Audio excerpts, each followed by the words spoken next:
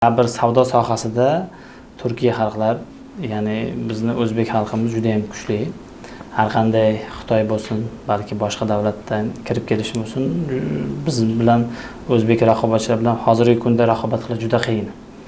Birgina endi sement ishlab chiqarish yo'nalishida bozorni boy berildi xitoylik ishlab chiqaruvchilarga, chunki ular juda ham katta miqdorda pul mablag'lar bilan kirib kelishdi. Ammo bu ham o'ylayman vaqtincha. Hozir boy bergan bo'lishi mumkin ko'plab ishlab chiqaruvchilar sement yo'nalishida. U yerda u vaqtdagi biznesga bo'lgan qarash, talab boshqacha edi. Hozirgi kunda mana shu bittagina sement yo'nalishidagi effekt ko'pchilik boshqa ishlab chiqaruvchilarga zo'r dars bo'ldi. Ularni ko'pchilikni ko'zini ochdi.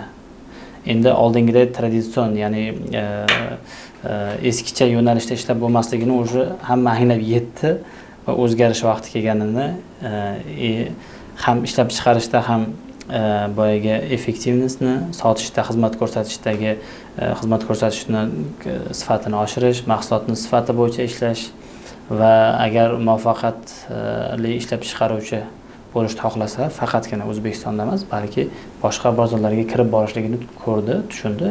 Shuning uchun o'ylayman, ko'pchilik bu o'zini eskicha yo'nalishdan yangi ishlash tizimiga o'tyapti.